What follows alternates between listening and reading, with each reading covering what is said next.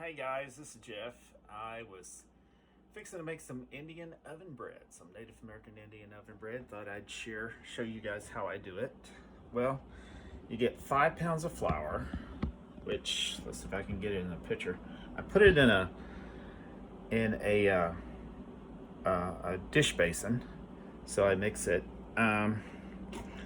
Let's see, a lot of people ask me, well, do you measure your ingredients? Well, unfortunately, the way I cook, I don't really measure ingredients, so to speak. But one thing I do, that's nasty. 5 pounds of flour. That's a tablespoon of salt. I do 2 tablespoons of salt in my recipe. This is self-rising flour, by the way. Let's see, let me get my other stuff out. I usually add like 1/4 cup of sugar. That looks like a half, I can't tell. My measuring cups are terrible. Oh, here's 1/4. This is 1/4 cup. So, I'm doing 1/4 cup of sugar. There we go, got that taken care of. And on top of that, we've got some lard. And usually on the lard part, the way I do it is I take a knife and do a small slice of lard, which the small slice of lard looks like this. It's maybe, I'm guessing about 1/4 cup of lard or something, what I do.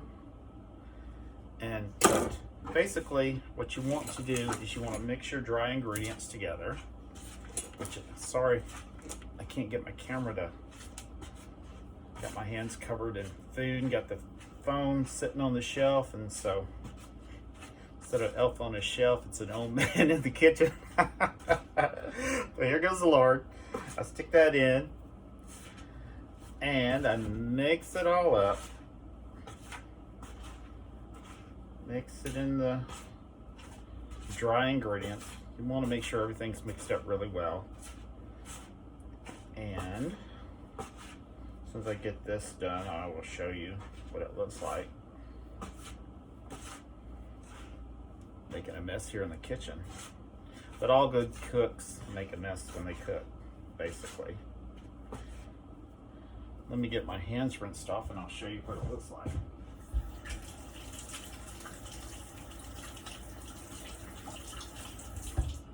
Unfortunately, I don't have somebody here to hold the camera for me, so it's kind of hard, kind of difficult for me. But this is what see if you can see it better. That's what the flour looks like after mixing all the ingredients in there together.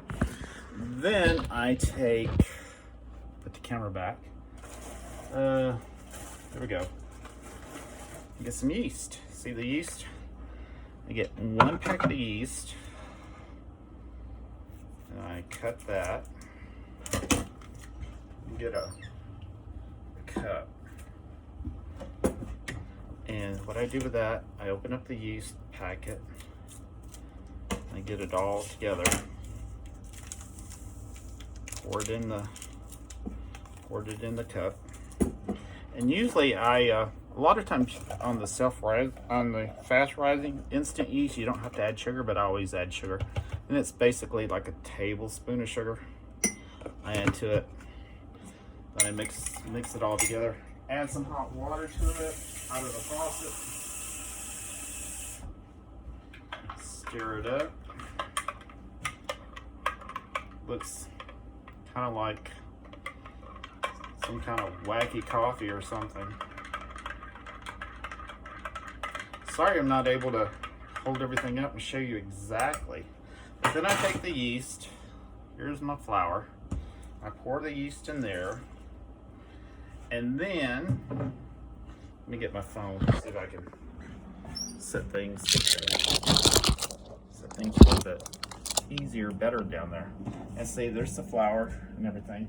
And I mix things up. And I turn on my hot water like this way and get it hot.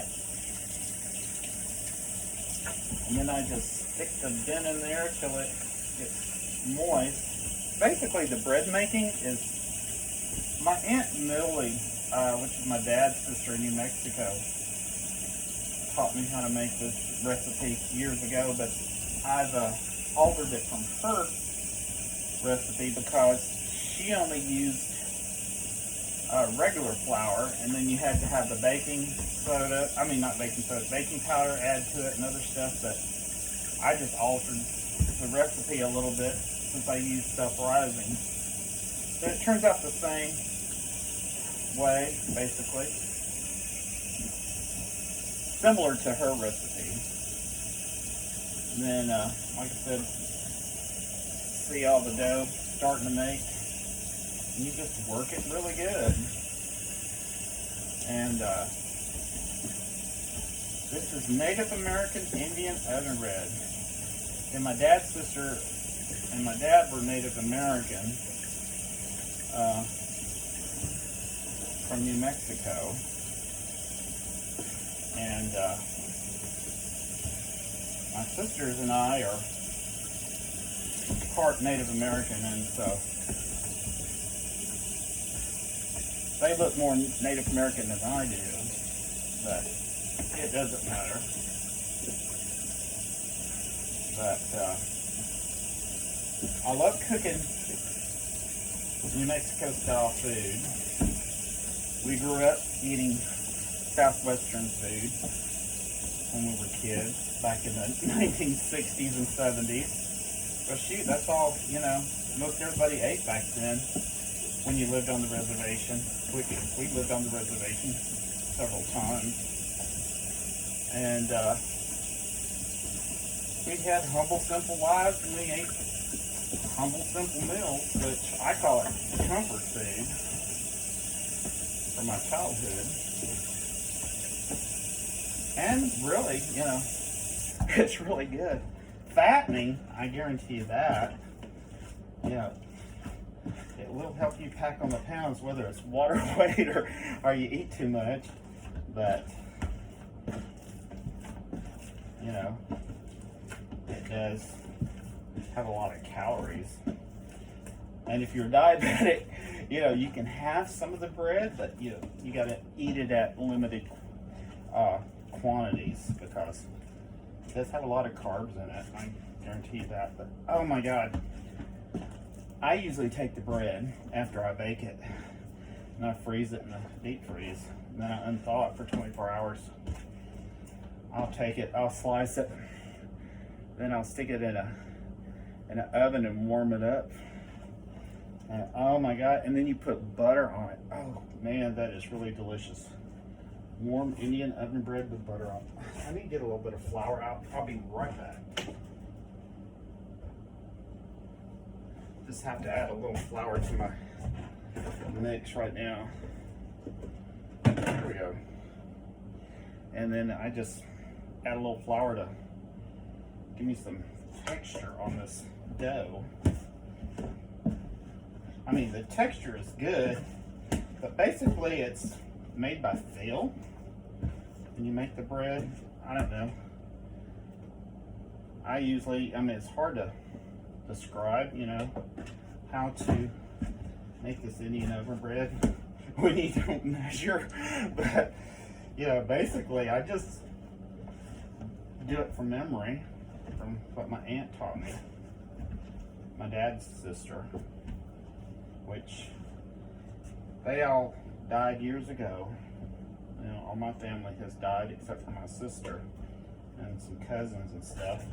I got one aunt left in New Mexico, my Aunt Rose Shiossi, and they still live on the reservation, but haven't seen them in a while. But I love the Indian food, the Native American Indian food.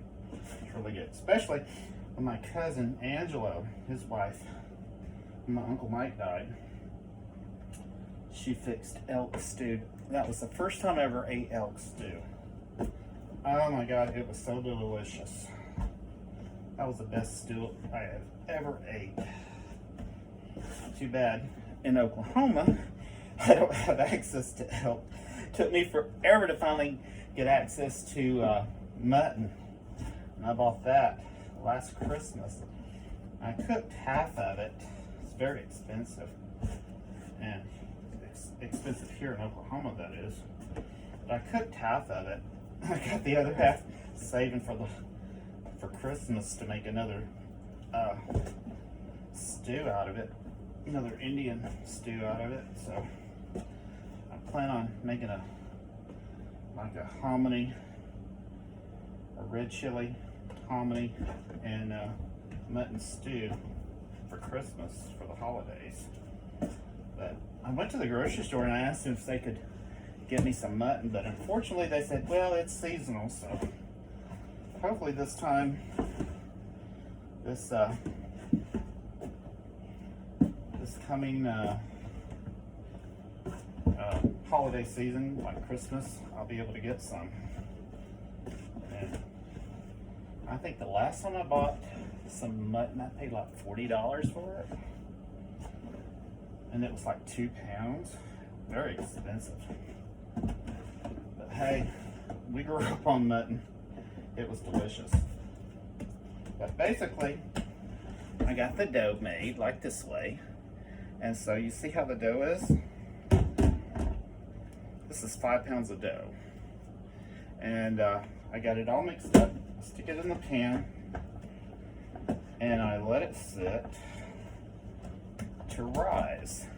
Now usually, most people use plastic wrap, but I don't have any plastic wrap, so I have to make do with a grocery bag. God, this is what you call redneck cooking. Well, I'll take a plastic grocery bag and cover the dough up, keep it moist, and let it rise. And then you just let it rise for a few hours. Usually it's about 4 hours. I let it rise, 4 or 5 hours. And then once I do that, I take a sharp knife and I cut the dough in like five chunks. And then I roll out the dough. And then I put it on a pizza pan like this way, which is like a 15-20 inch pizza pan. I bake it in. But I just roll it and make a small slit on the side and fold it over. Then I poke a couple of holes in it so that, you know, the air will escape while baking. And I bake it at 350 degrees in a regular oven for about an hour. And I take a thermometer and a cooking thermometer, which is digital. And once it reads about 190 degrees on the cooking thermometer, you know it's done. And that's usually within an hour. And but the bread needs to have an internal temperature of 190 degrees to make sure it's fully cooked, that all the dough is fully cooked. And it turns out really good. And I'll show you some bread that we ate tonight that I had cooked. This is what it looks like. It's you know, good bread. It's not like loaf bread or anything. It's like yeast bread, so to speak. And you eat it with stews, or you can heat it up, warm it up, eat it with just about anything. But it's really good when it's warm and you put butter on it. Tastes really good. But no, I just wanted to share this with everybody and let you guys see what it's like on how I make the Indian oven bread from New Mexico. But just wanted to take a moment and share this with you guys. You take care, and I'm glad you checked this out. And we'll see you guys later. Bye for now.